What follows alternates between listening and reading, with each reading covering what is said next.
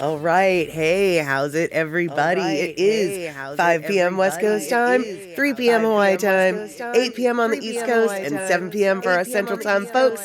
I'm Mad Statter. This is Chatter with Statter.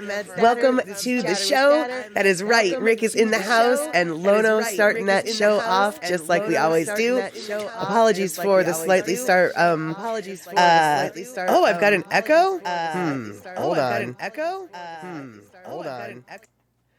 All right, Rick, do we have an echo now? I think I know what the problem was, maybe. So, I think I fixed it, I hope. Sound check. Okay, cool. I know what was wrong. I had something clicked on that I didn't need to click on. So, glad we have someone in the house with good ears, because my ears are bare, and I don't know what all y'all are hearing. What I do know is I was a little late to the party today because I kind of got sucked into a movie that TerryInScotland was showing. So apologies for the late show. It looks like Poppy Shaney's in the house, as is Darlene. Fantastic. No more echoes. Perfect. Let's get the party started.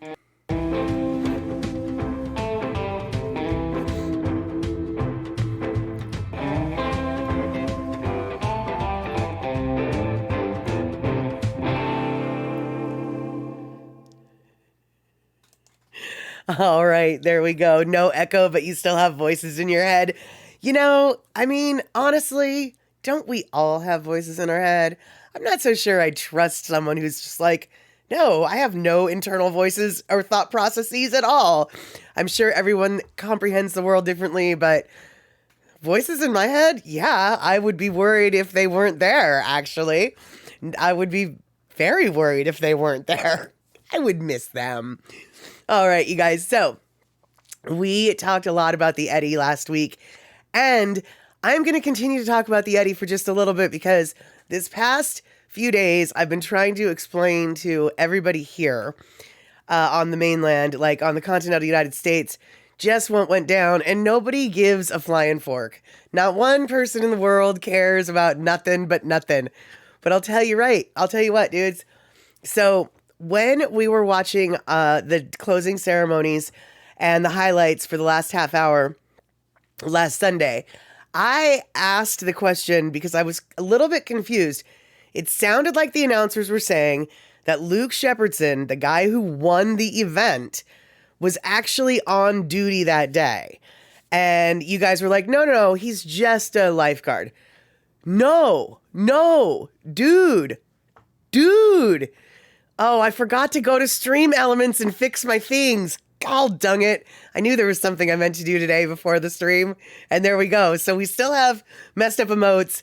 That's going to get fixed. I know I'm full of promises, but whatever. That's going to get fixed. But you guys, he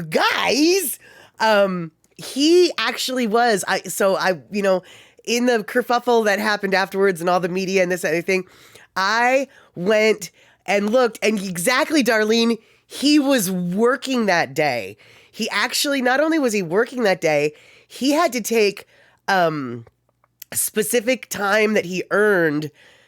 He had to take time off during his shifts. Like, he had not paid medical leave or whatever, but, paid leave time that he used on his shifts while he was out in the heats.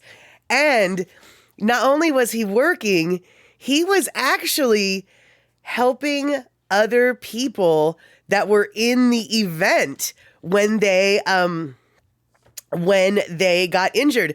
Darlene, seriously, you were right to get it wrong, because on what planet would the guy who won the Eddy be working as a lifeguard at the Eddy? I mean, holy crumb, you guys. If that, hold on. There we go. If that doesn't make the real Eddy a cow, if that doesn't make him smiling from the heavens above or wherever, or from the depths below, wherever he may be resting right now, where his spirit soars, if that doesn't make his spirit smile, I don't know what does, because that was an incredible flippin' feat.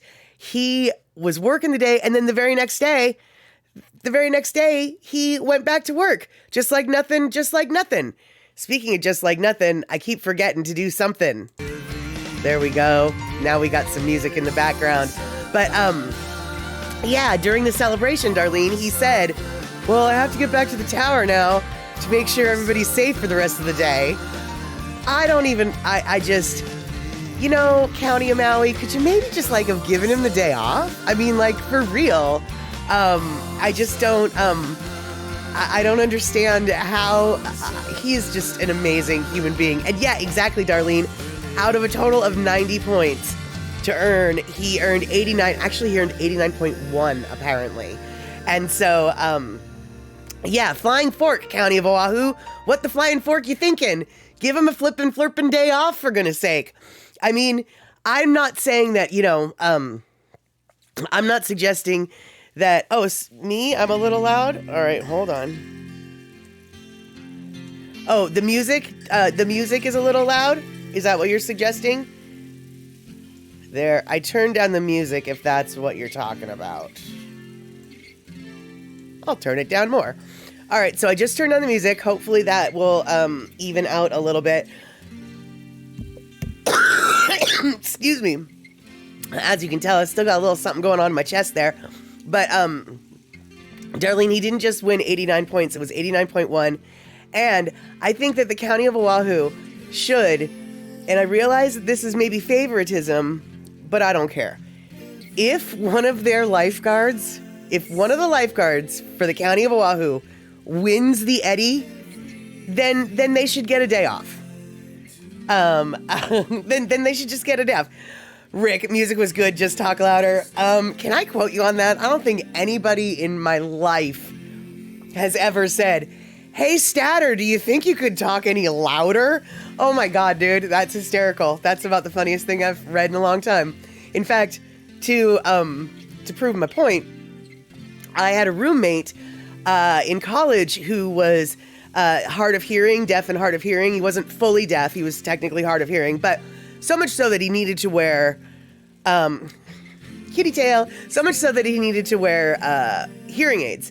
And one of our mutual friends asked him, like, so, do you need hearing aids to hear Molly talk? And he was just like, oh no, I don't need my hearing aids to hear her talk. So yeah, just talk a little louder. Sure, Rick. Sure, you're the only one in the world who would suggest that. And yeah, Ash's kitty is sitting here, of course, as soon as I'm telling you guys, as soon as I get the backdrop set up, like, she will not even be paying attention to me all day. I have been sitting at this computer doing work, and she's been over there looking out the window, doing her thing, going in and out. The moment I set this backdrop up, she's just like, oh, now's the time for me to maybe get on stage. But of course, she doesn't really get on stage. She just shows her tail. But yeah, I swear to God, she knows that this is the time where she gets to shine or something. Ah, yep, she's just a silly kitten. Okay, you guys. So, once again, Rick, you're just saying, don't turn down Lono. I can appreciate that. I can definitely appreciate that. All right, so hold on one sec. I've got to make noises. All right, there. Now I'm done making noises. I wanted to show you guys the situation. I happened to find this finally. This took a really long time for me to find, but I don't know if you can see it or not. You might have to like, you might have to like expand your screen or whatever, but this is the final Eddie scorecards, right?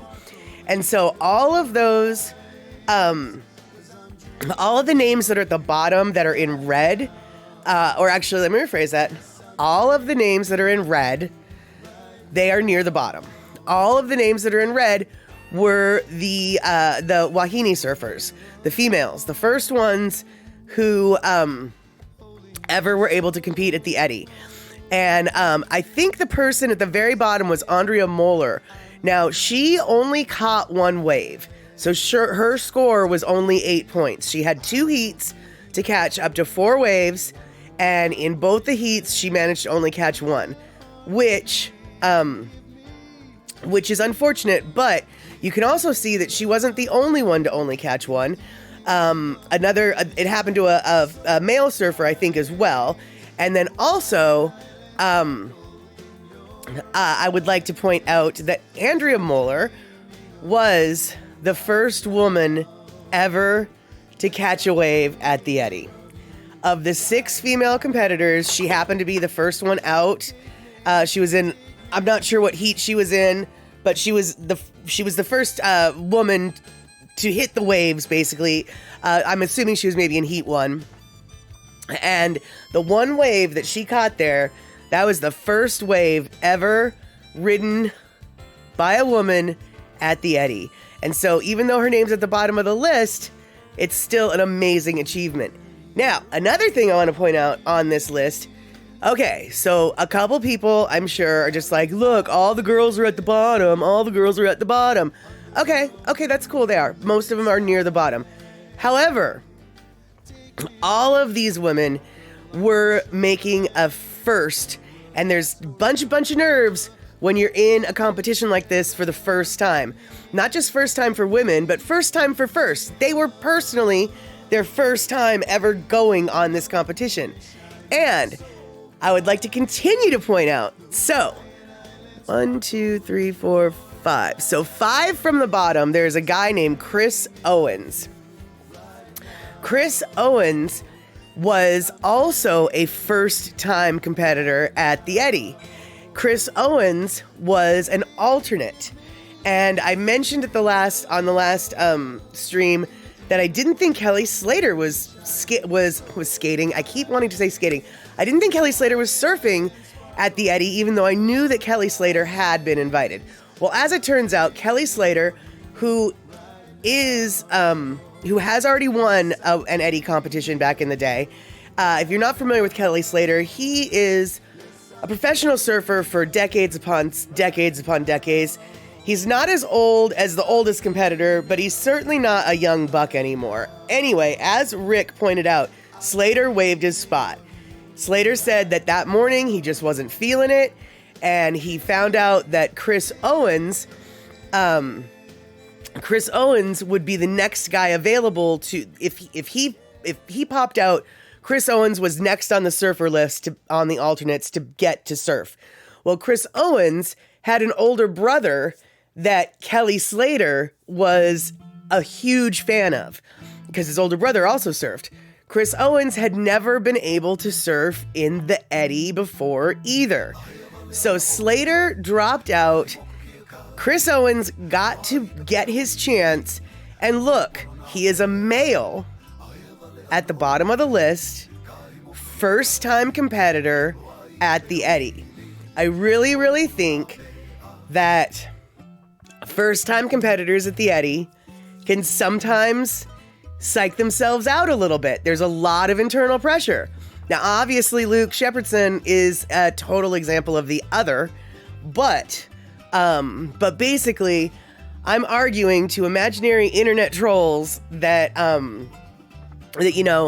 just because a lot of the women did end up near the bottom of the list, they did beat some dudes, and there's a lot of good reasons why they didn't necessarily have the highest scores. For instance, you can see that a lot of them only caught like 1 or 2 waves. And so obviously if you're only going to have 2 waves that you catch and you're getting a score and you're allowed to, and you're being scored on 3 waves, well, then you're already at a disadvantage for those who caught 3 or more waves, right? Yeah. And so exactly, Darlene, I think the ladies did great. I mean, first off, I think anybody who, all right, here we go. Let's just go back to my face because I'm on a soapbox.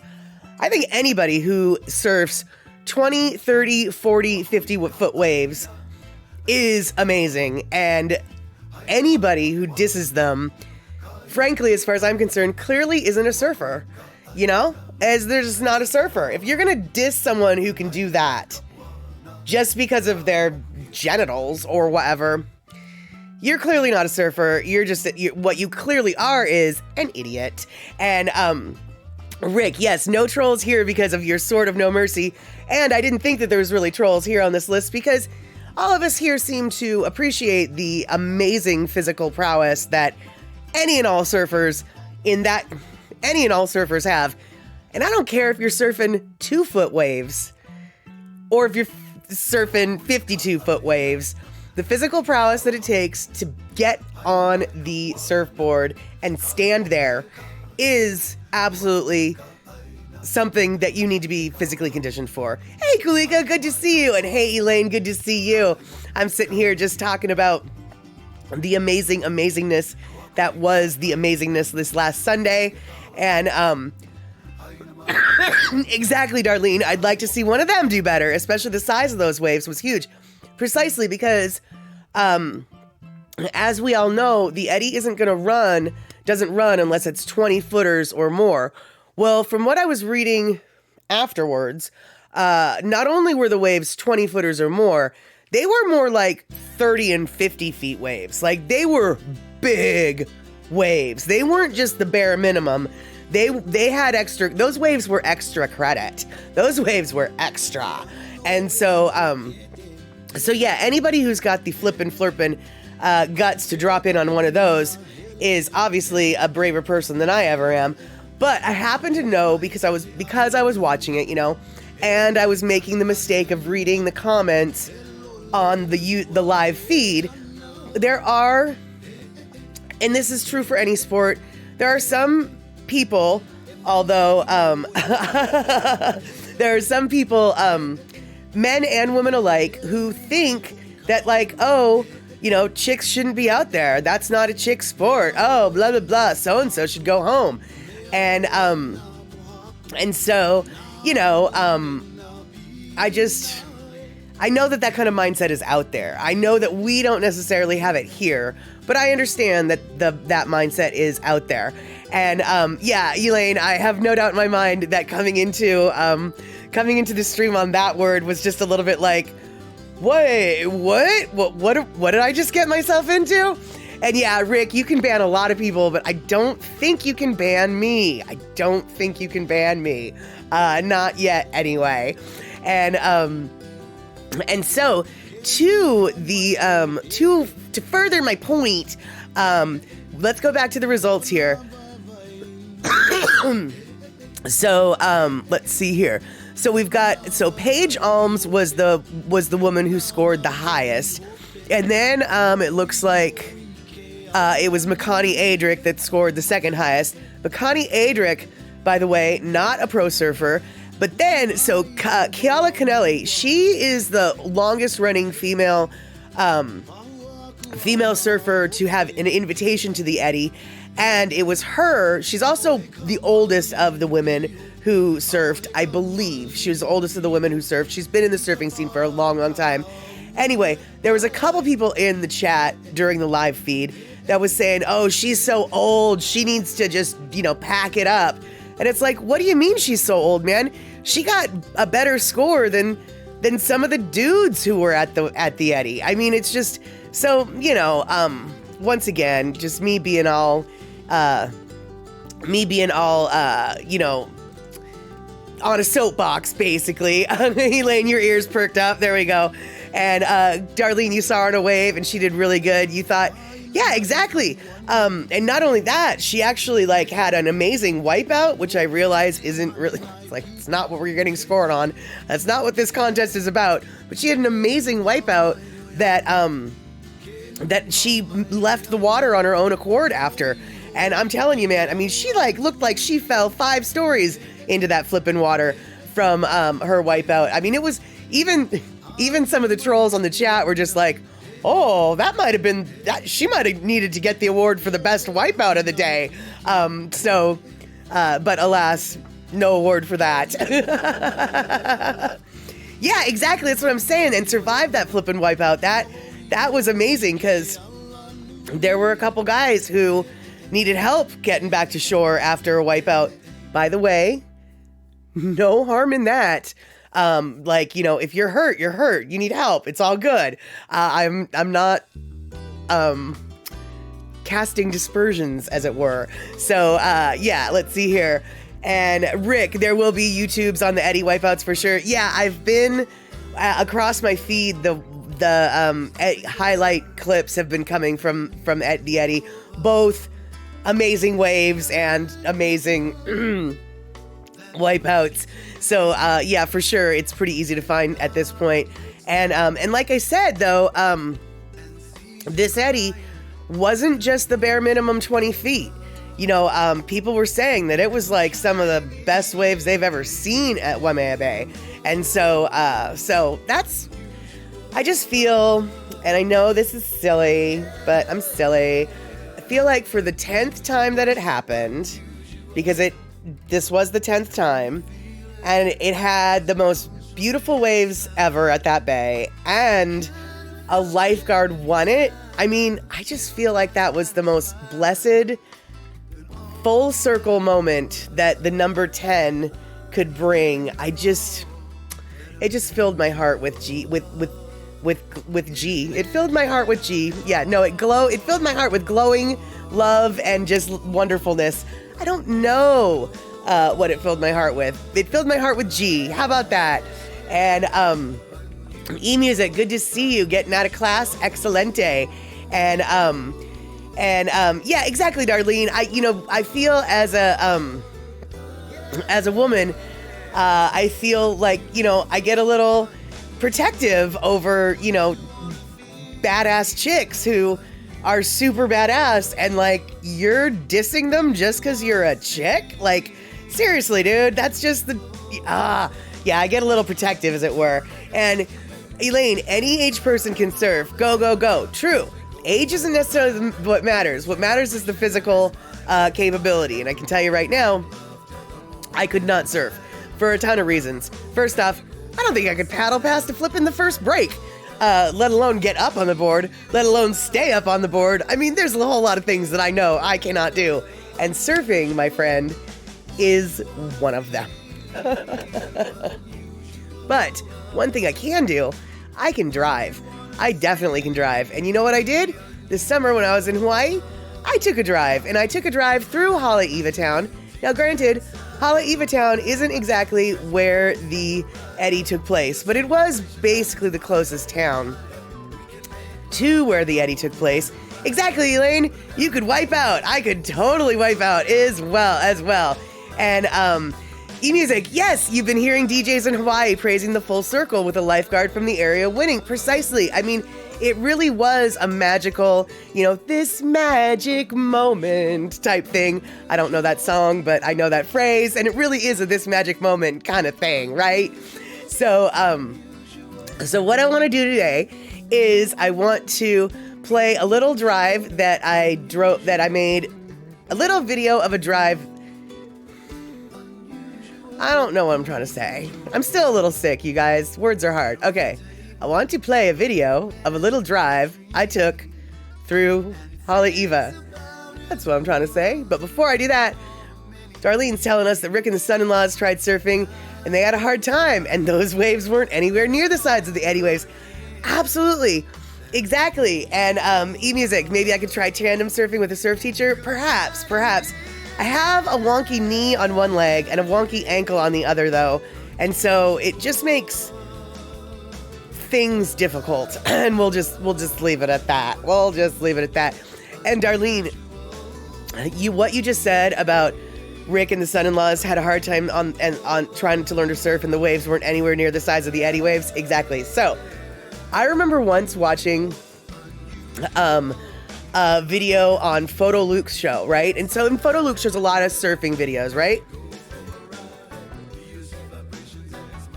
And he was showing surfing videos from people surfing at Ala Moana, small waves, totally perfect. Or not, I don't even know if it was Ala Moana or might have been Waikiki actually. Either way, small waves, perfect to learn to surf on. And this one guy in the chat was just dissing these people who were surfing on these small waves. Now, these people were surfing very well on these small waves, long distances, doing the blah, blah, blah, hanging 10, this, that, and the other thing. But he was just like, well, those waves don't look very impressive, blah, blah, blah. And I didn't say this, but all I could think of was how to tell me you've never tried surfing without telling me you've never tried surfing. That's what your comment just did to me. It's just like, you're dissing on people who are on 2 to 4 foot waves. I'd like to see you on the 4 foot wave. You gotta learn somehow, man. Don't be dissing people who are, just because they're not, you know, carving and dropping in and, you know, on the major waves at Sandy's or at Yokes or at, you know, North Shore, doesn't mean people who don't know how to surf really take for granted how difficult I think it is for surfing. Because let me tell you, man, just because the waves aren't eddy sized doesn't mean that it's not impressive. Doesn't mean that it's neat. That it's not neat that they're doing what they're doing. Because surfing ain't easy. I don't care. I don't care who you are, or, you know, if you haven't ever done it before, it is not easy. All right, so there was a little bit of a kitty tale, and now that I'm off of that soapbox, how many soapboxes can we collect today? Let's find out. And let's see here. Thomas the Turtle, you went out at Haleiwa after being away from Oahu 19 years. You ended up going back in. You weren't 22 anymore. Right, exactly.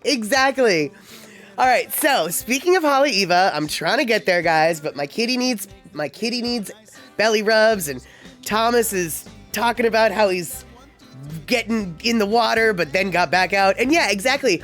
Got slammed at Waimanalo side, face full of sand. Oh, yeah, for sure. And e-music. Oh my God, totally. Viewers can't tell if there's an undertow and the speed of the wind while on the board. Exactly. Like I said, when the guy was just like, those aren't very impressive. Why don't they? Or whatever it was that he said. It was, all I could think of was, man, clearly you don't know what you are talking about. You know, tell me you haven't ever surfed before without telling me you've never surfed before. Oh, you just did. Yeah. So, all right. This isn't Waimanalo. This is Haleiwa. So let's take a little trip. It'll just be a couple minutes, and then we'll come on back.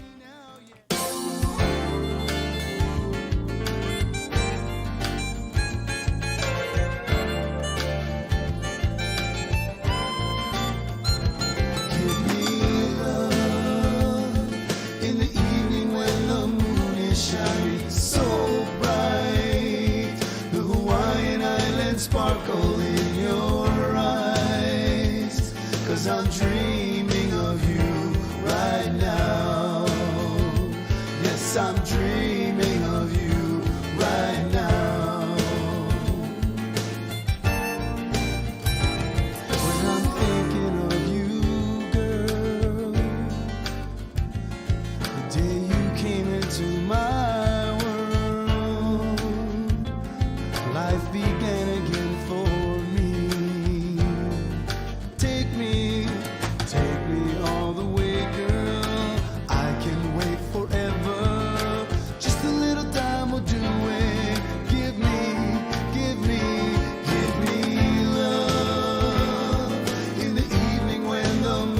Shining so bright, the Hawaiian Islands sparkle in your eyes, 'cause I'm dreaming of you right now. Yes, I'm dreaming of you right now. When we're alone, holding you so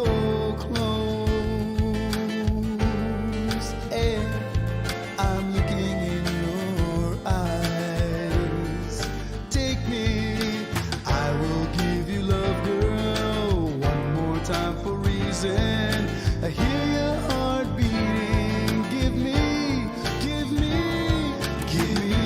love in the evening when the moon is shining so bright. The Hawaiian Islands sparkle in your eyes, 'cause I'm dreaming of you right now.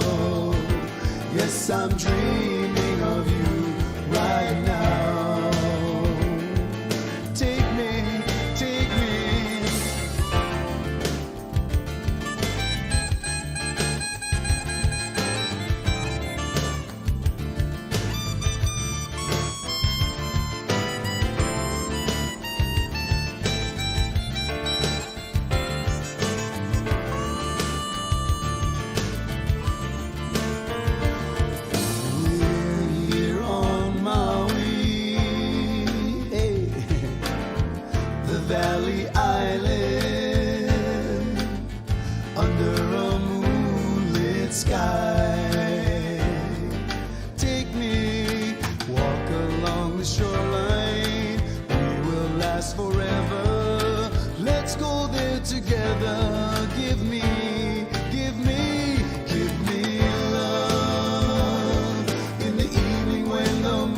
is shining so bright. The Hawaiian Islands sparkle in your eyes. 'Cause I'm dreaming of you right now. Yes, I'm dreaming of you right now. Give me love in the evening when the moon is shining so bright. The Hawaiian Islands sparkle in your eyes. 'Cause I'm dreaming of you right now. Yes, I'm dreaming of you right now. Yes, I'm dreaming of you right now. Yes, I'm dreaming of you right now. I'm dreaming of you right now. Take me, take me.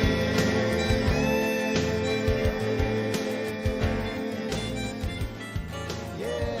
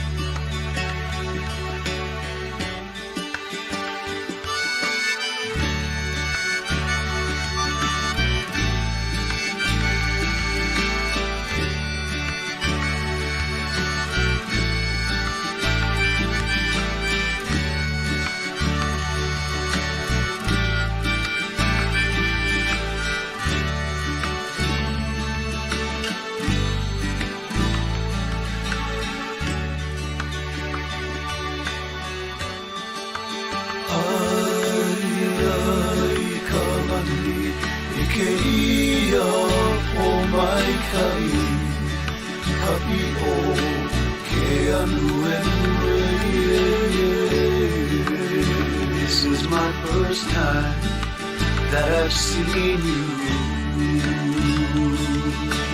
Yeah, yeah, yeah, yeah.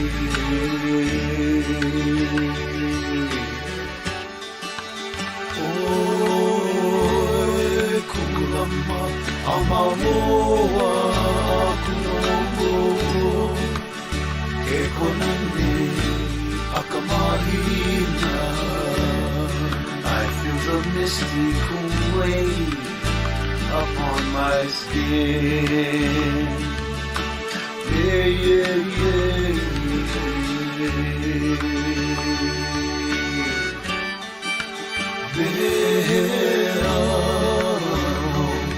Hey, mai, anaiau, komi no akamai, mekawai maka.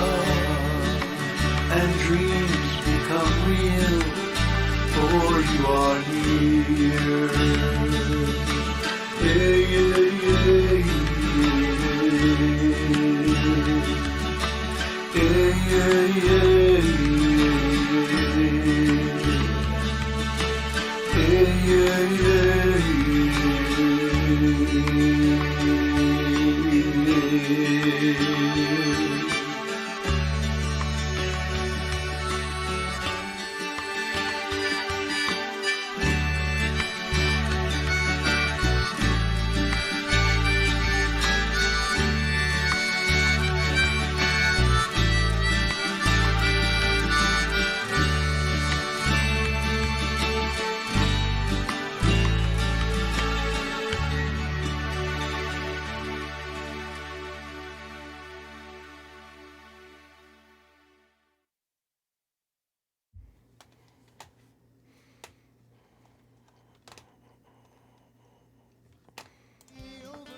All right, there we go. Yeah, eMusic, I hear that they're trying to clean up the canal, and I hear that they've got the Genki balls or whatever that are gonna microbiotically eat all the that stuff. That's a technical term, by the way. And And so I think even though they've tried to clean it, I think they're like trying to even clean it more. And so I think that the paddlers will be super stoked if that happens. And yes, Darlene, exactly. In saltwater, anyone can float. True, but fat people in saltwater, like myself, float really easy. And so then that's what I like to do when I go to the beach. I don't go swimming. I don't go nothing. I just go and I float in the water and I float in the water. And there you have it. It makes me so happy. The only thing that doesn't make me happy is eventually I have to get out and put sunscreen on again because I've been floating in the water for so long that it washed off. But other than that, that's the only thing that's wrong with that. I'm not much of a swimmer. I'm not much of a nothing. In fact, when because I've been heavy and, over beast, as it were, most of my life, I never realized how hard it was to swim because I always just naturally floated, right? And then, in my early 20s, I lost a bunch of weight and I became nothing but muscle and bone. And holy crumb, you guys, swimming's really hard when you don't have fat to make you float. Like, you sink. I didn't realize just how much I didn't know how to swim until I had to float of my own accord. You guys, yeah, exactly, Kulika, I sink, so no surfing for me. Exactly. It muscle and bone is heavy. It goes to the bottom. And let's see here. Thomas the Turtle, plenty times we flipped the canoe in the Haleiwa, lost eyeglasses until you rigged them with floaters. Oh yeah, good plan, dude, because yeah, seriously, dude. Obviously, I don't know how blind you are, but I know how blind I am, and if I didn't have my glasses, well, I would be blind. And I say that somewhat seriously because apparently, in order to be considered legally blind, you have to, the best your eyesight can be is 2200. If with all of the corrective lenses that are available to mankind, and you put them on your face, and the best you can see is 2200, then technically speaking, you're legally blind. Well, obviously, I'm not legally blind because we have the technology to bring my vision to be very great. But when I take these things off, I'm 2200. Like, that's how much I can't see. I'm literally 2200 without my glasses. So I'm useless without my glasses. Literally useless.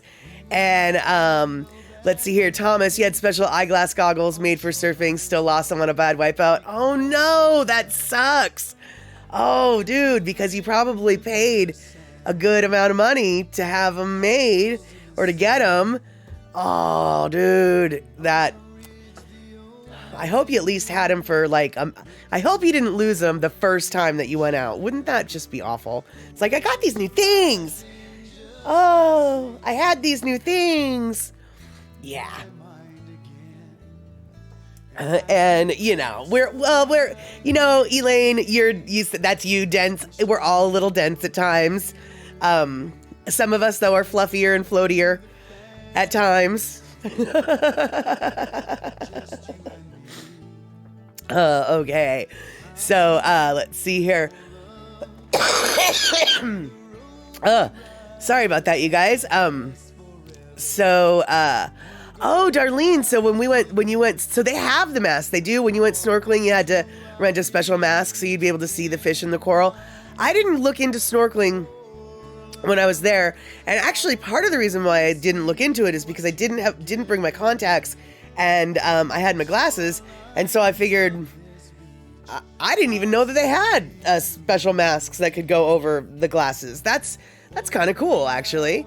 I don't know whether or not I would be able to use them because you guys, I don't know what it is. Snorkeling is kind of hard. Like between learning yourself, teaching yourself to breathe through that hose or hook or contraption, the snorkel, I guess, and then getting the proper fit on your face, and then your little flipper flappers. It's so uncomfortable. Snorkeling is hard for me. I've never been able to do it. And I know that seems really silly because it's like, how do you not know how to snorkel? I don't know. I don't know how to snorkel. It just doesn't work that way. Thomas, you lost contact lenses too, but it was so different being able to see when surfing because you surf from 8 to 19. Nice. And when you were half blind. Right. Yeah, I bet. Exactly. Between the salt spray and the glare and then your own lack of visual capabilities, you basically were probably surfing blind, right? And let's see here, Elaine, you were muscle and heavy bones on the bottom easily, right? And no way, Thomas the Turtle, for scuba diving, you had a mask with lenses built in, so they actually like, oh wow. Okay, Darlene, they were a special small kind prescription, like reading glasses, not a mask that went over your glasses. Okay, that's what you got. So, and then Kulika's coming in. You've seen masks that have different magnifying effects, and snorkeling is not as easy as it looks. Thank you, dude. Oh my God. Thank you for confirming what I feel like I already knew.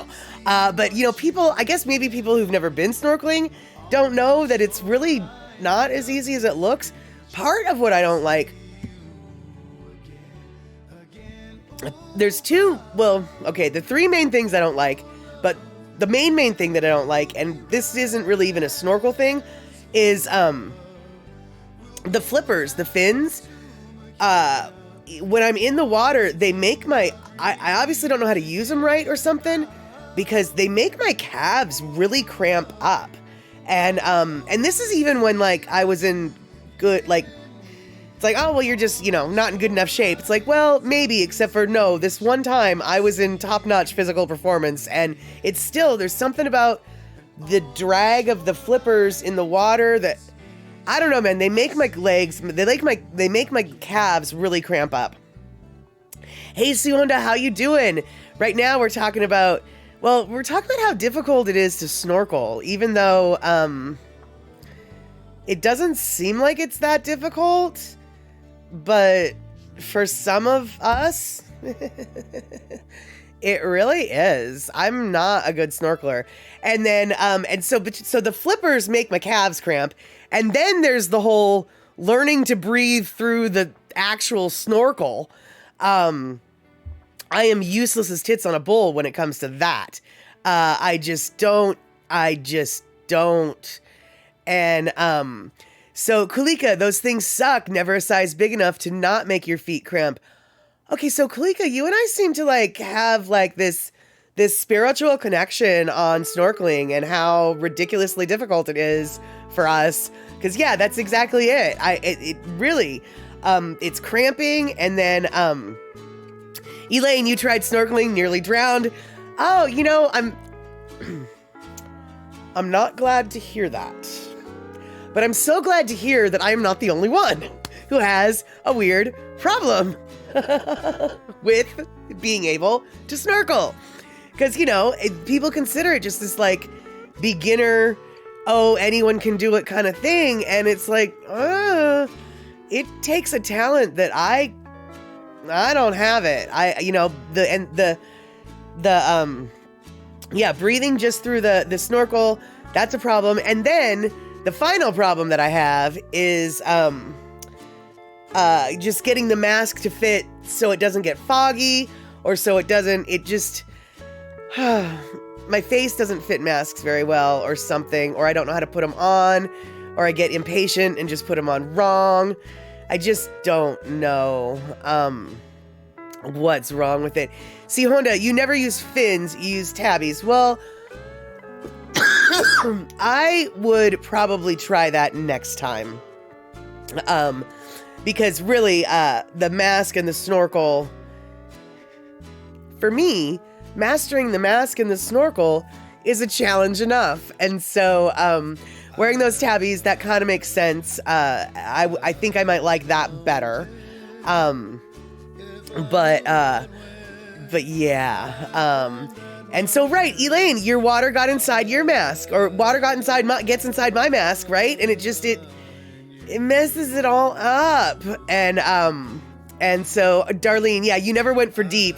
Yeah, I don't understand the people who take their snorkel under the water. I mean, I realize they're not breathing, they're holding their breath, but what are you doing? No, always floating on top of the water with the snorkel.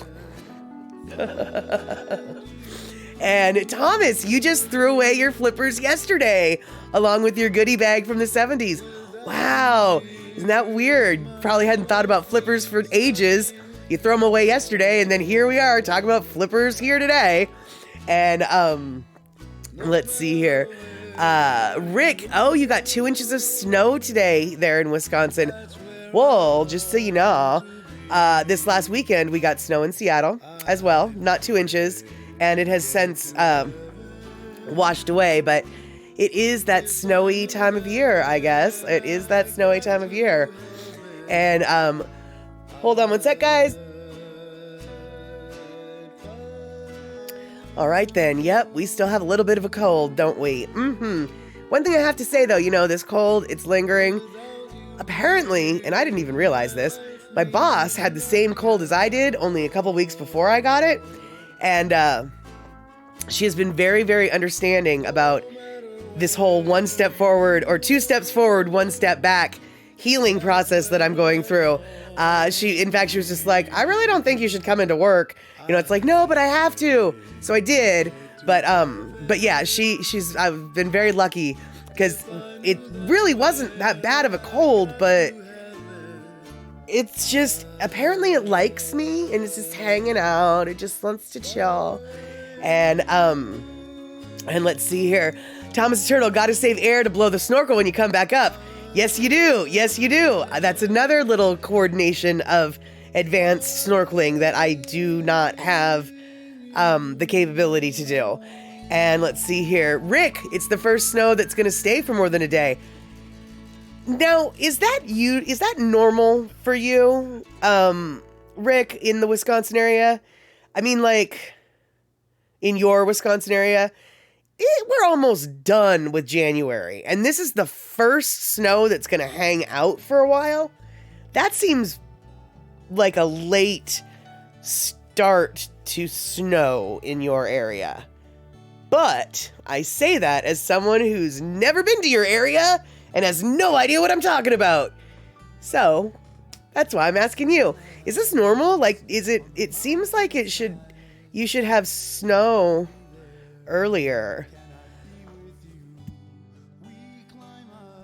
And yeah, exactly, Sea Honda. Don't use a snorkel as a straw like my dad did. Well, snorkel confession time. Every time I attempt to snorkel, I use it as a straw at least once. Not on purpose, of course, not on purpose, but it just ends up happening.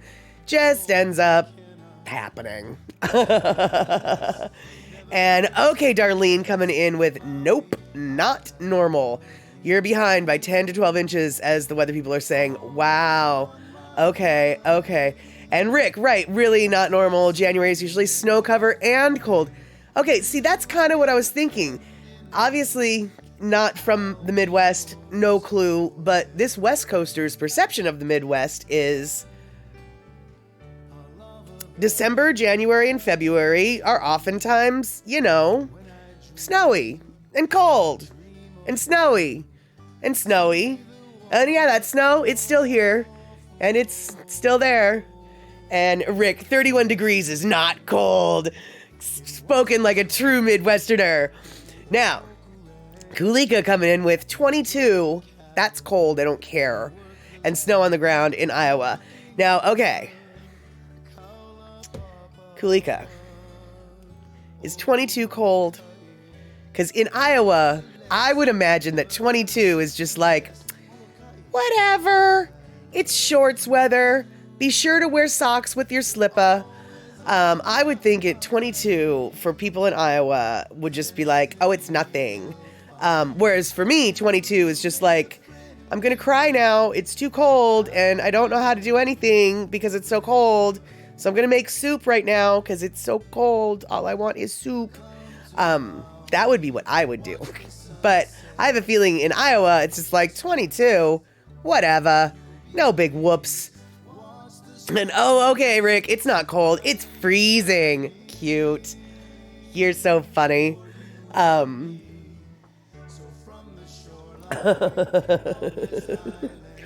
You guys are so silly. Moving around. What? Okay, hold on. Thomas a Turtle.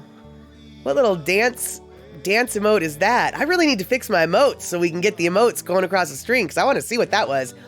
And e-music, right, exactly. 30 is a heat wave up where you're at. It's 13 right now, minus degrees coming starting tomorrow. No, I object. No minus degrees. No. You do not have my permission. No. Yep, there we go. That'll keep you warm. Just refuse. Return to sender. Refuse delivery. And, let's see here. Yeah, Rick, we didn't have the wind chill. They never factored in wind chill when I was a kid either, but they very rarely out here factor in wind chill because it's very rarely an issue. But when we get on the colder side, they actually do let us know. And so Darlene, one of the warmer and least amount of snow according to records, but it's when you getting cold. So February, you think you're going to be getting back to normal. That's good. And right, okay, Kulika, yeah, like 22 is no big deal. Now it's the wind chill that'll get ya. The flying, flirpin', forkin' wind chill. That is exactly it. Okay, so let's see here. I'm about ready to cough and go and cough and cough. So while we go do coughing things like I'm going to do, why don't we have a little Lono listening break, shall we? All right, let's do it. Hey, welcome to Slacky Sunday. All right. Another old song. Here we go. Key of G if you got him.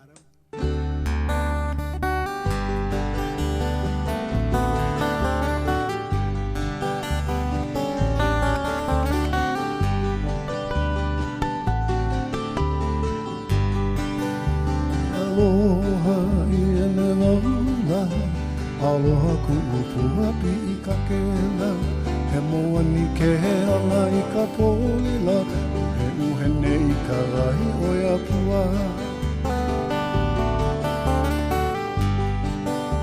Ia o kuni ka rai kuni vai, hui hui o ke ani ani, hui au hui ka rai. Vai hui hui o ke ani ani. Aloha e me laula, aloha ku'upua pi I ka kela, he moa ni ke ala I ka polila, uhene I ka wahi o ia pua.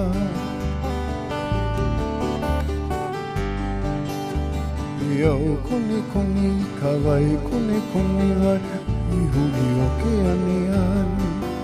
Hui au ka wai, vai hui o ke ani ani.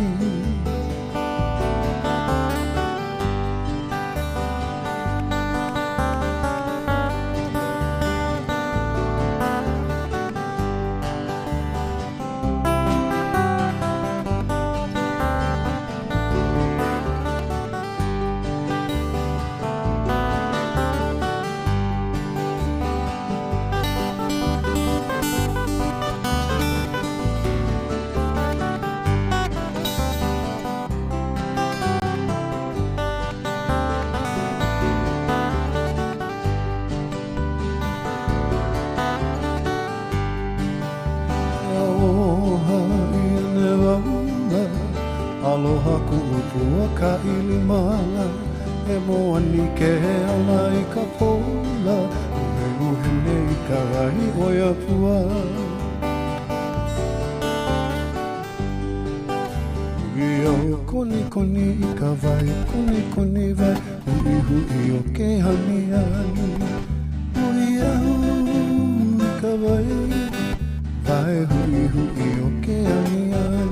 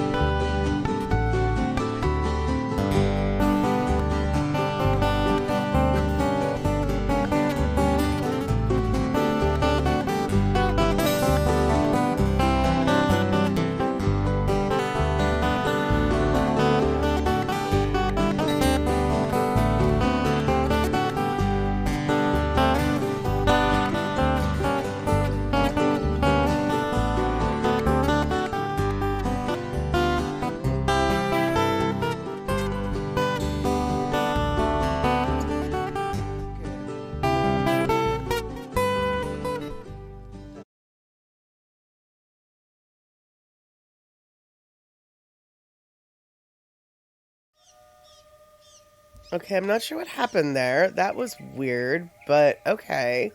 I guess we're going to end that video with a little derp-a-derp. And Tom's a turtle. Lono always amazes you with his left-handed playing on a right-hand strung guitar. Yeah, Darlene, I'm not really sure what happened. Something happened, and so we just skipped it and finished it. I don't know what just happened. Technical difficulties, you know, they happen. And Thomas, though, so his left-handed playing on a right-hand strung guitar, mind-blowing. You want to know what's even more mind-blowing? He teaches guitar and ukulele any way you want it to be.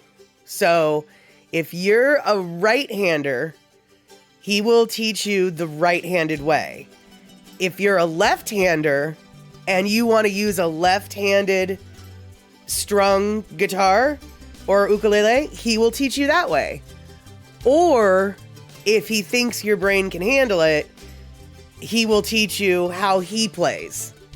So not only does he do what he does, he actually can do it the other ways too, which to me is even more mind-blowing, because like most people don't play guitar in any which fashion that way. And I know that those words made no sense, but I hope you are understanding what I'm trying to say there. And another fun fact about Lono, didn't know this until recently, but on Photo Luke's stream, Kayla, who sometimes hangs out here, she asked Lono how many ukuleles he had. Now, I expected a different number than what he said, but I guess for a little funsies here, and if you heard his answer, don't answer, but if anybody knows, take a guess. How many ukuleles do you guys think that Lono has? So I'll wait here for a little while. So, you know, 42. That is the answer to everything, Rick, isn't it? Darlene, 2 to 3. I'm going to wait for a couple more answers, and I'll let you know which one of y'all's closer. Yeah, because I did not expect his answer at all. But eMusic, 12. That seems really reasonable. Kulika, 2. All right, see, yeah, exactly. And Rick, your answer to everything is 42. Fair enough, fair enough. Why don't you go hitchhike to the end of the galaxy, my friend? So, yeah. Let's see here. So, Elaine, you think 10. You guys, Kulika and Darlene are right. He owns 2. 2. Just 2 ukulele. I was amazed. Now, no one asked him how many guitars he owns, which I am going to eventually ask him that. And I have no doubt in my mind because I think he considers himself a guitar player more than an ukulele player. And if he's anything like all the guitar players I know, the answer to the question, how many guitars do you own, is going to be much higher than 2. I'm going to go out on a limb and say more than 5, by a lot more than 5. But I don't know. But yeah. Kulika, exactly. Bugga's practical. Precisely. And honestly, I wouldn't be surprised to learn if his ukuleles are like, oh yeah, I've got one this, and then, one that's the next size up. So they probably wouldn't even be 2 identical, sizes, because ukuleles come, in the tenor, the soprano, the whatever. I wouldn't be surprised if he's got like one of one version and one of the other, but I don't really know. But I do know that 2 is all he's got for ukuleles. I think we were all a little bit surprised. Elaine, no, not 3, 2, just 2. And so, yeah, very practical guy. And I suppose, since real estate is so expensive in Hawaii, like maybe he just lives in small places and doesn't have room to have infinity everythings. But I still was a little bit surprised at 2 being the answer. And see, Honda, your poor spoiled indoor cat. Yesterday, a cat outside was meowing. So your cat stared out the window for 20 seconds, shivered, and then headed back for warmth. Oh, your poor kitty wanted to be a friend, but it was too cold to have a friend. That's so funny. Yeah, clearly, exactly, C. Honda. He obviously will not be running away. He obviously will be staying very close. Though, it's funny you should say that because, so your cat thought it was too cold. All right, so all this last summer, Ashes has just like stayed inside. Her brother, obviously during Dusty, when it's summertime, I don't see Dusty except for maybe once a day. Maybe. He's out doing what he's out sleeping outside, right? Well, all of this summer, Ashes just did not go outside. Wouldn't, which was kind of annoying because I like it when they use the bathroom outside, but she insisted on staying inside and using the litter box. And I basically was convinced, like, okay, well, she's turned herself into an indoor only cat. Weird, but okay, whatever. I mean, she's got the option to leave, but she has turned herself into an indoor only cat because what cat doesn't like to be out in the summertime, right? Oh, Ashes. She's clearly a flippin' winter cat. So Dusty, he is just like, oh, it's cold outside. I have to come inside and find the warmest place in the house to sleep. No. As soon as the weather turned, as soon as things started getting chilly, as soon as it got rainy, as soon as it got gray, Ashes was just like, it's time for me to go outside and play. And so apparently she, just like me, doesn't really like the hot weather. She doesn't like the hot weather outside. She likes it when it's cold. So, as it turns out, she's not an indoor cat. She goes out more now in the winter than she did in the summer. So, who knew? I sure did not. I was kind of surprised. I never have thought of a cat. I always think of cats as like wanting the warmest place in the room, not the coldest spot outside. Whatever. And Thomas, your dad's classmate, is Freddie Kamaka, KS44. Kamaka ukulele, making ukulele since 1916. Wow, nice. That is a family tradition right there. And Darlene, Cindy has kitties that are like my kitties. One prefers one type of weather and the other one is the opposite. Yeah, they're clearly perfect little bookend brother and sister, yin and yang siblings is what Dusty and Ashes are basically. One of them likes the inside, one of them likes the outside, and then the weather switches, and so do they. And C. Honda, no, they're not the same cat. But they do look an awful lot alike, and sometimes I have a very hard time telling how which one is which. Even though, and I still don't understand this, Dusty is 14 pounds, Ashes is 8 pounds. their size differential is huge. Yet sometimes they still, even though they are two very different sizes, they both seem to like shape shift and get bigger or smaller as needed to confuse me. I don't really understand it, but yeah, exactly. E-Music, your kitty is like you hide from the heat. Yeah, Kitty is a little bit like me. I don't necessarily like it to be too warm. On the other hand, I don't like it to be too cold either. I'm just this little delicate flower who wants everything to be between 57 and 75 degrees. Because if I ruled the world, it would be between 57 and 75 all the time. And I realize that might get boring, but I don't care. To me, that's the perfect weather. In fact, you could even go down maybe to 52. But yeah, there you have it. And, oh, that's right. Oreo and Callie are the names of Cindy Krause's little kittens. That's so cute. I used to have a kitten named Callie. She was a calico cat. Imagine that. She was the first cat that I remember having when we moved to the Pacific Northwest. And she was pretty feral. She was definitely, well, she was feral. She came from the pig farm down the road, and she didn't like anybody but me and my dad. But when she bit my dad, then my dad was like, we can't have her hanging out at the house anymore, so we had to get rid of her. So, which was really no big deal, because she basically wasn't ever at the house anyway. She was always in the woods around our house.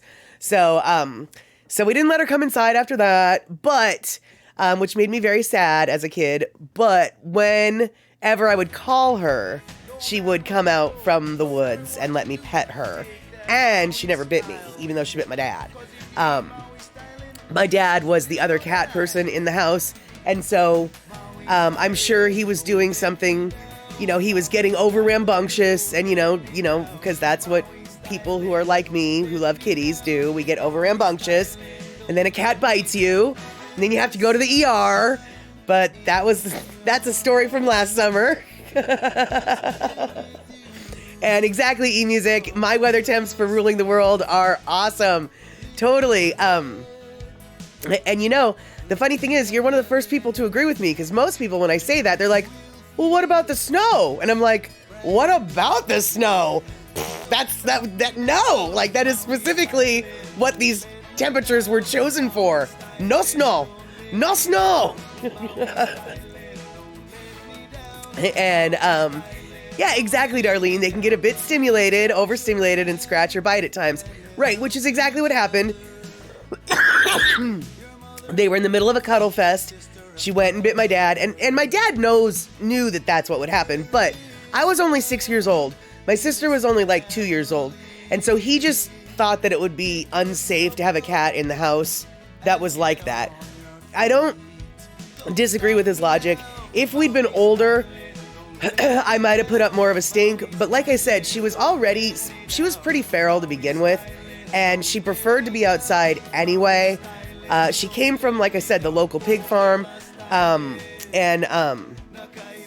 so like, it was kind of sad, but at the same time, we fed her, we gave her food to come to, but eventually she stopped coming for food, there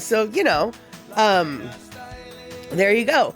Well, E-Music, you love the snow, but for my temperatures for the summer, yeah, my temperatures for the summer are awesome, aren't they? Right. But here's the deal. Like Andre says, you can always go visit snow. Well, Andre does not like snow. And in the Bay Area, they don't get a lot of snow, so he's good with that. And as far as Andre is concerned, you can always just go visit. Snow should be where you can go visit, not where you're at, where you can go visit. And I think that that's a legit point of view. And Thomas the Turtle, I love that you're throwing down all these emotes. And if I had my head on straight, we would be seeing more of them. But my stream elements, I set it up wrong, and it's only for some reason bouncing on the sides instead of everywhere. And so I've said this before, and hopefully I mean it this time. I'm going to get that fixed somehow. I just need to remember to do it. Just need to remember to get it fixed. But let's see here. And eMusic, no visiting snow because it's better to ease into the snow temperatures. Well, I can appreciate that logic, but then I don't know. Yeah, and Sea Honda's coming in. I agree. Snow should be on top of the mountains. Yeah, smoking like a California girl, just like Andre. Yeah, California's like, oh yeah, snow, it's great up there. We'll go drive up there. And Rick, I'm okay with snow, except on the car, and on the walkways, and on the roads. Yeah, exactly. And you don't mind a bit of snow, but you don't like a lot of snow. It can be pretty. Yeah, that's very true. That is very true. Hey, Gina, good to see you. You were a little bit bothered by the violence in Terry's movie, so you had to bail. Well, speaking of the violence, or actually, I didn't see the violence in Terry's movie, but I was lurking Terry's stream right before my stream, which caused me to be late because eMusic, the movie I think was called The Thieves or something like that. It's a Korean movie. It looks like this week Terry is streaming Korean movies. Last week he was streaming Japanese movies. This week it looks to be Korean. And The Thieves, I caught just a smidge of it right before I got started my stream, and unfortunately I got a little bit caught up in it, and so I was all watching, and then I looked and I was like, oh no, it's 5:01. I'm already a minute late to my own party, and like I said, I didn't see any violence in the section that I was watching, but it looked like there was a build up to a potential situation of violence, because what I was watching was how they were smuggling a gun into a casino in Korea. Now, what they were going to do with the gun in the casino in that movie, I don't know. But obviously some kind of heist is in the works, because it is a movie called The Thieves, and so so like I said, not really surprised that it was just like, yeah, you know what, this might not be for me. But the build up to it looked really interesting. I might have to look into that movie, although now that Gina's all, I might not have to look into that movie. But yeah, it looked like a pretty interesting film from what I saw. Enough so that I was late to hear. Thanks so much, guys, for waiting for me, since I was already late. And let's see here. You guys don't like violence in movies. You guys are so funny. You're so funny. And oh, Thomas, you were there. You were watching the oh no, you're just waiting for the party bus to return. I see what you're saying.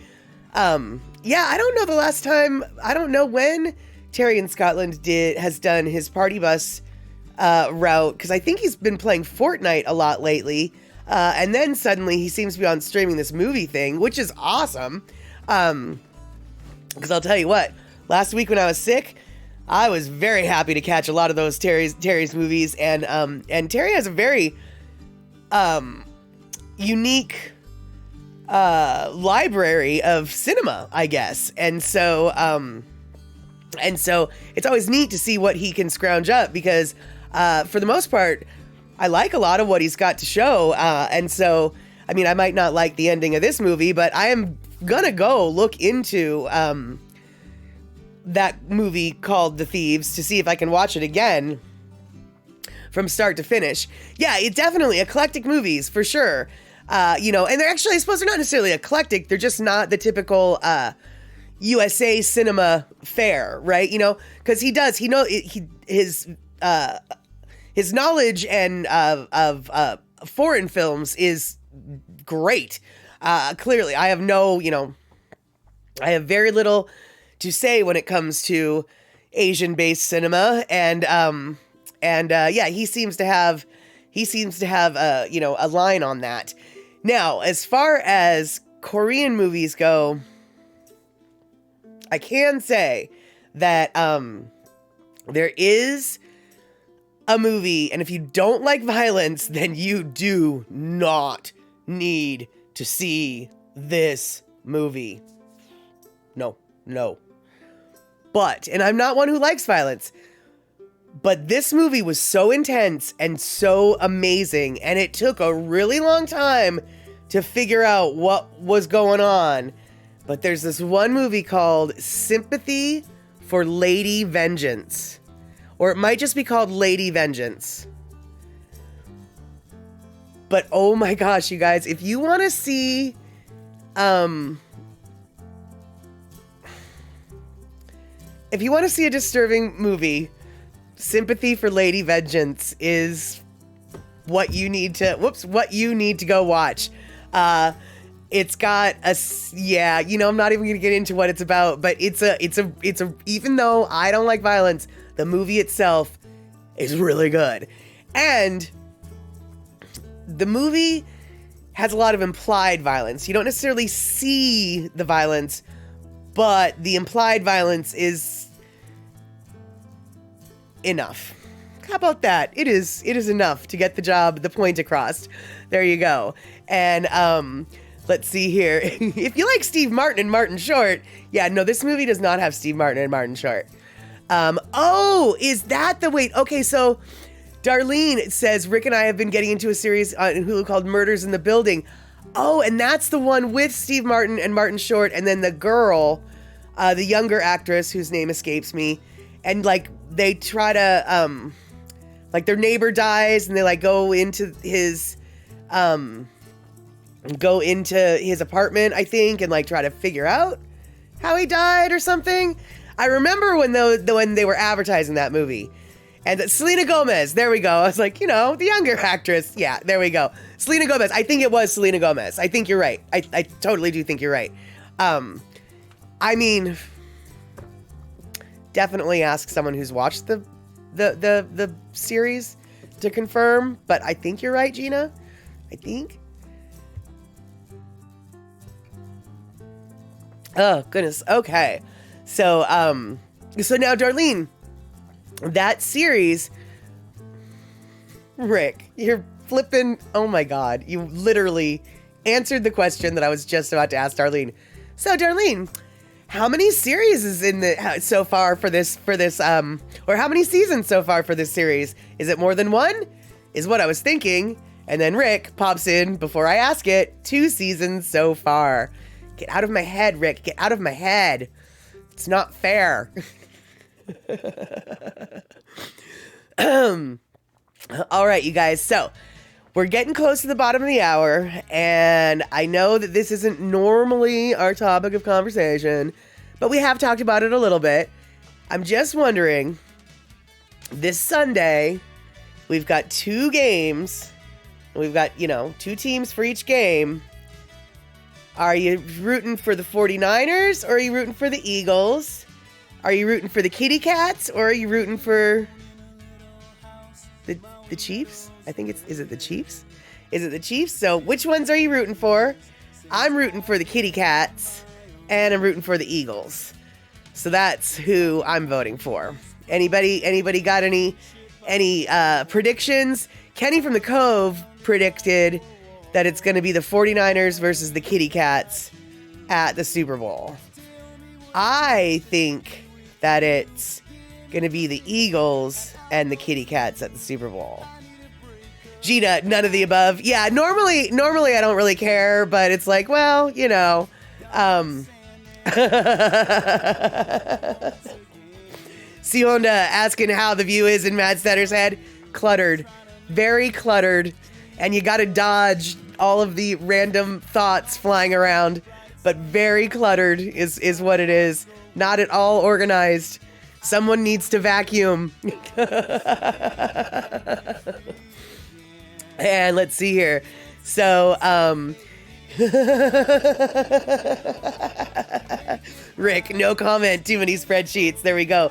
Kulika, okay, so you are going for the opposite of what I think will happen. You are going for the Chiefs and the 49ers.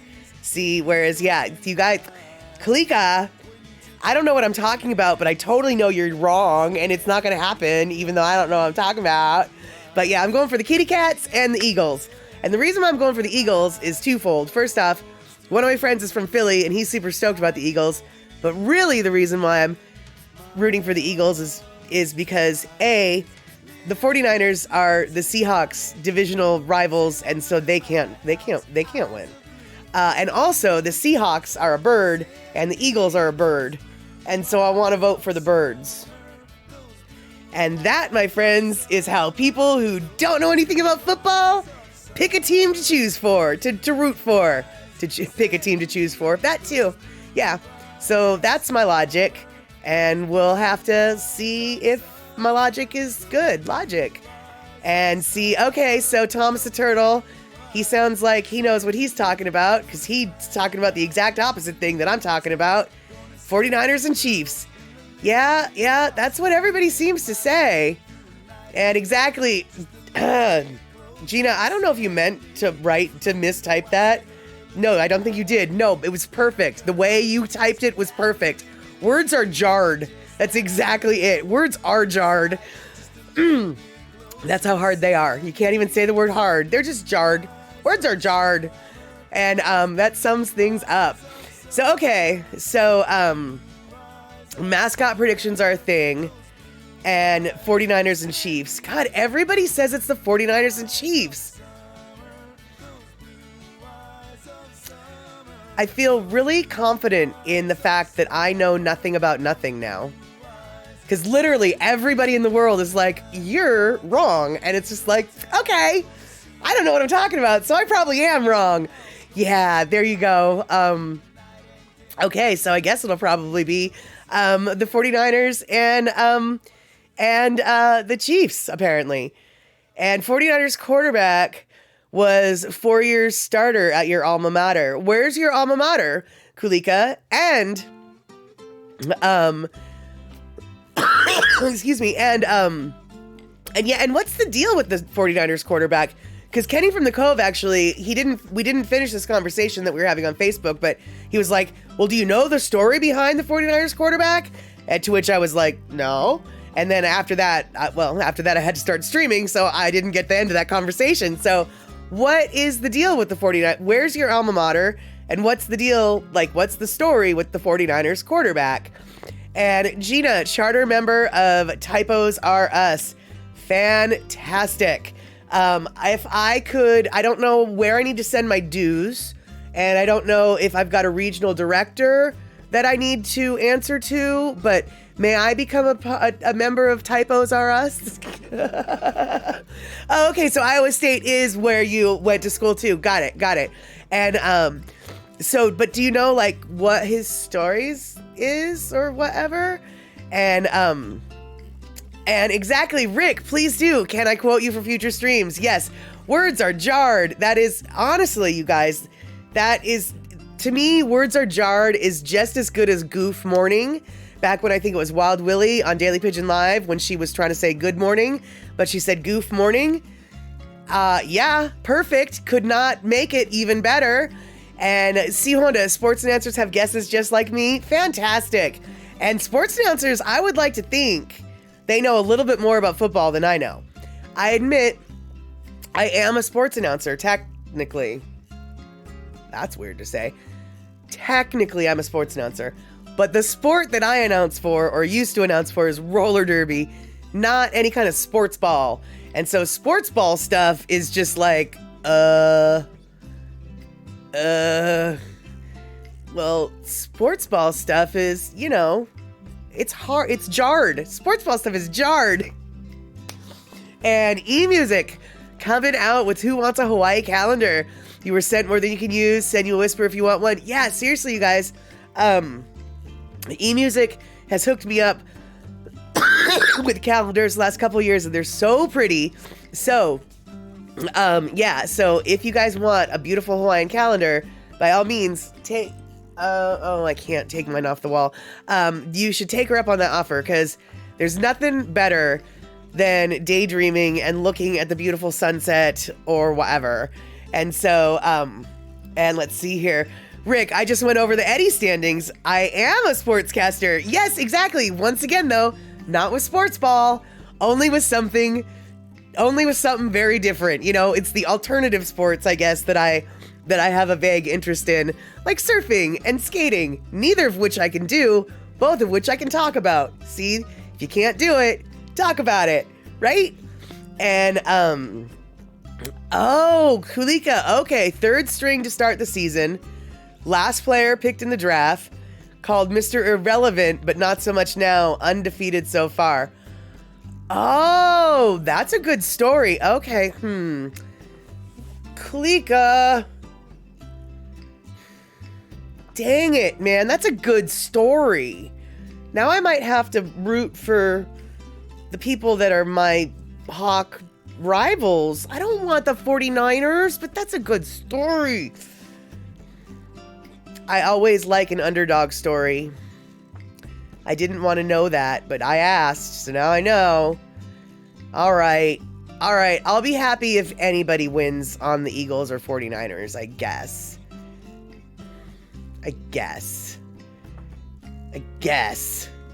And TerryInScotland coming in for literally the last minute. And let's see here. Gina, I'm glad that you're laughing, but don't die too hard. Don't die too hard. And let's see here. You're looking for a spam musubi maker and or rice cooker. All right, we've got a bunch of things to say here at the very last minute. Panel, thank you for subscribing and resubbing for that 12 months. Raiders, welcome on in. Brother Bruce, how's it? Panel, hey, good to see you. TerryInScotland, also good to see you.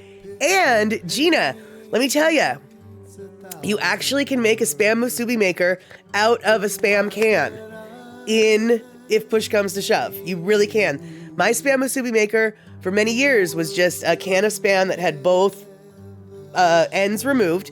But then C Honda found a spam maker. I'm going to guess on Amazon, but don't quote me on that. Anyway, she sent me one, so now I have a real life one. But you can find them on Amazon.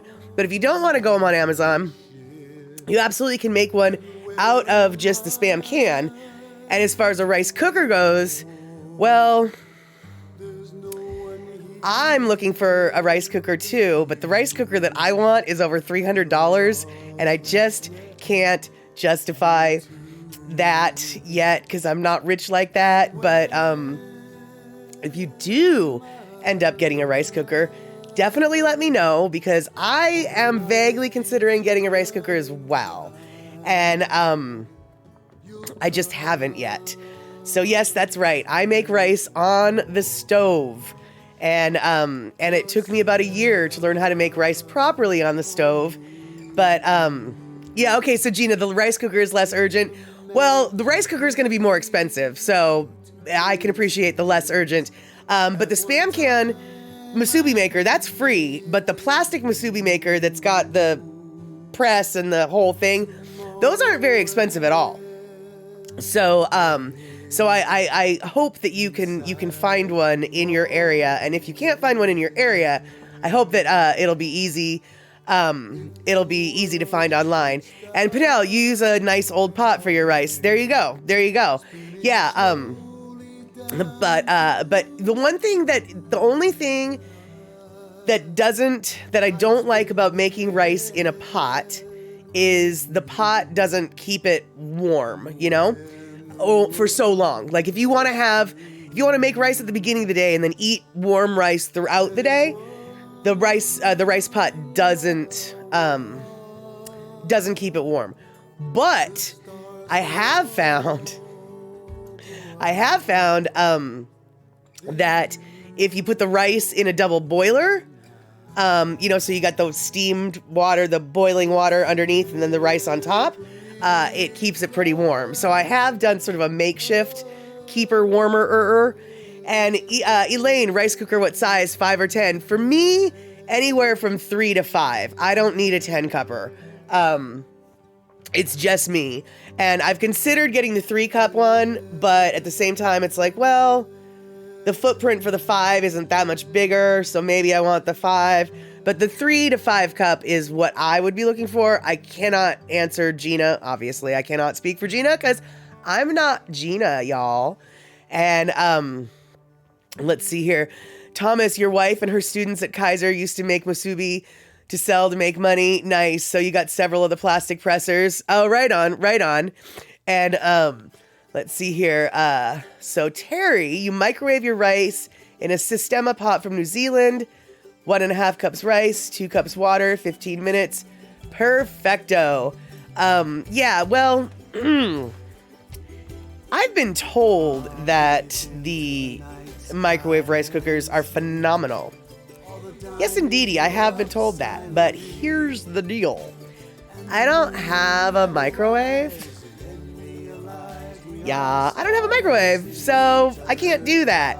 And so, Gina, right, 3 for you at most. I want to say, Gina, okay, do not quote me on this, but if memory serves me correctly, I don't think there's anything smaller than a 3-cupper.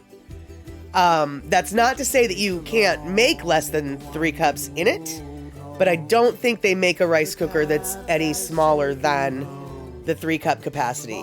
Now, for those of you who know better, please correct me. And Pennell, you read that you can make rice in a crock pot. I've never... Well, first off, I don't have a crock pot, so I can't. But I've never heard of that, but... But I have questions about that, actually. Then again, you can make rice a lot of different ways. Apparently people in England, not people like Terry, because Terry's in Scotland, and Terry has a proper flippin' rice cooker. He just uses it in the microwave. I know that you're aware of my Luddite tendencies there, Terry. But people in England apparently cook rice like they cook pasta. They boil it in boiling water, and then they drain it through a strainer. Like, what? How could you have colonized India for so long and not learned how to make rice properly, England? How on earth did you... exactly, Brother Bruce, did that hurt you? Did that description of what I just said with rice in England, did that hurt you? Because it hurts me to say it. Brother Bruce, no! Yeah, exactly. No! So, And, let's see here. You do have a crock pot, Gina? Well, then, hey, maybe look into the whole, crock pot cookery of the rice, and you might not even have to go, get a rice cooker. And Thomas the Turtle, you and your baby elephant rice cooker, the Zojirushi, that's the rice cooker I want. I want a Zojirushi. I want one so bad, but I don't have the money because they're crazy expensive. And you used a Panasonic for most of your life, but Zojirushi kicks butt on Panasonic. Absolutely, dude.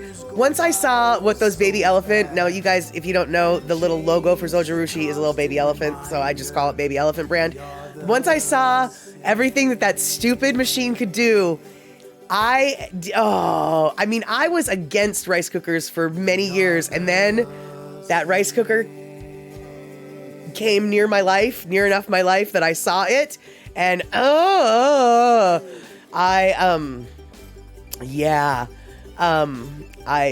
wanted it. And okay, so wait, Elaine's coming in with, I'm moving my storage locker. Think you have a 5-cupper, but you have a 1.5 cupper from Log CVS. Instapot makes good rice. I don't have an Instapot either. I don't have anything. But I did not realize that, wow, 1.5, that's so tiny. That is just so tiny. And then TerryInScotland, rice does need rinsing in water until the water runs clear. Luke taught you that.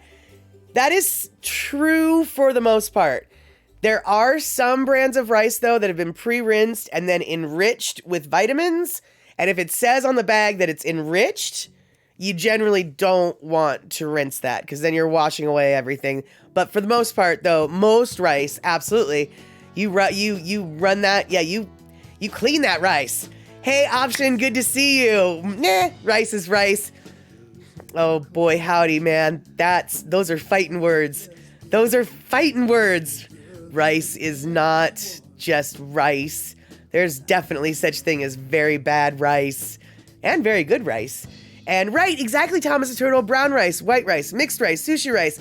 The Zojirushi does it all. I don't know how it knows how to do what it does. It has this fuzzy logic thing, and it does its thing so magically, it makes no sense. And you guys, I'm super stoked that we're hanging out for so long, but we are going off on a rice tangent that could clearly go on for quite some time, and we are already 8 minutes past the bottom of the hour. So, maybe on next Saturday or Sunday, we will continue this rice talk.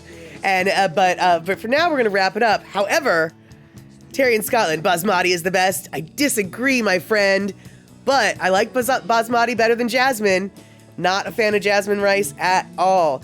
To me, jasmine rice tastes like nothing and it smells great, but all of its everything went to its smell.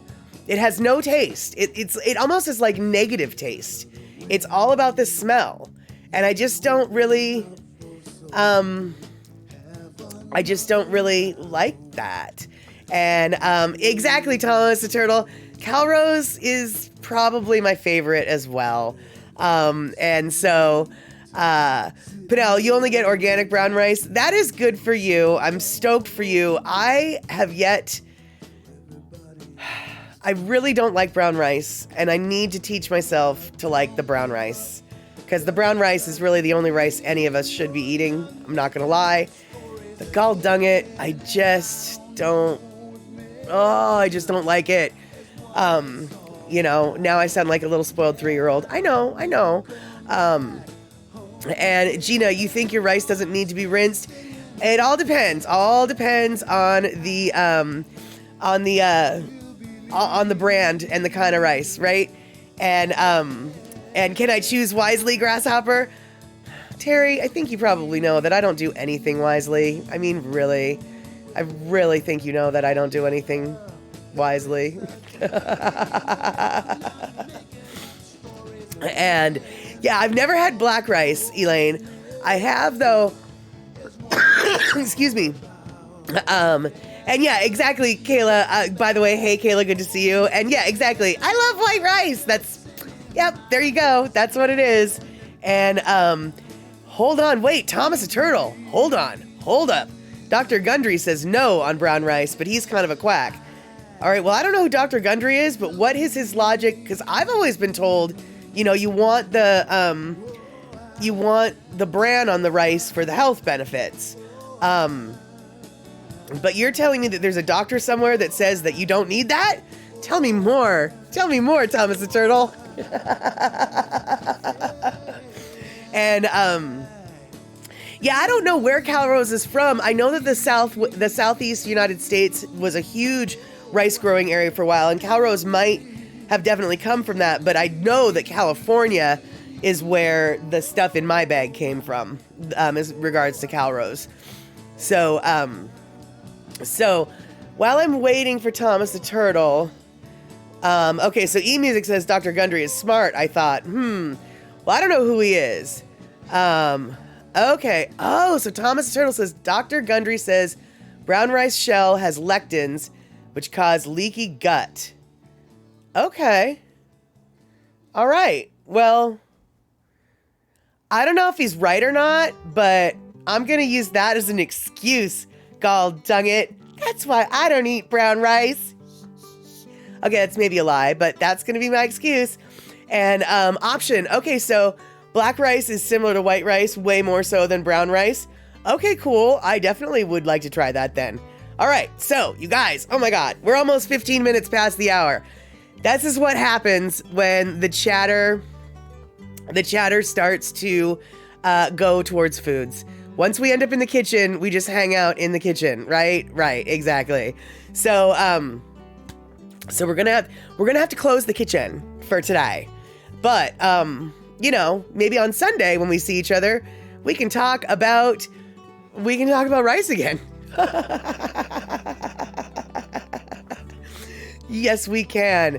And there we have it. All right, so let's see. I think today is okay, wait, Dr. Rick says take 1 ice cream cone for my cough and repeat as necessary. Okay, Dr. Rick, I like you. Dr. Rick, awesome. I might have to do that. There we have it. Well, I better go fill my prescription for my ice cream cones for my ice cream cone. And then on Sunday, we can talk about rice. We will talk about all sorts of rice. I will be looking into the whole crock pot cookery of rice because that seems weird to me, but way more acceptable than what the English people do with the boiling and the draining, which we will not even discuss that, frankly. Unless, well, no, we will. And you know why we're going to do it? Because we're going to talk about it just so we can do this. You know what I'm going to do. We're going to throw the ha-ha emotes at all those English people that boil and drain their rice. All right, you guys, thanks for hanging out and putting up with my nonsense, putting up with my coughing and my colding. I'll go eat my ice cream cone and see if that helps. And we will see each other on Saturday for some movie. What movie? Not sure what movie, but we will have a movie. And then on Sunday, we'll talk about rice. All right, then. Yes. Catch y'all later. And thanks so much for hanging out. Take care, y'all.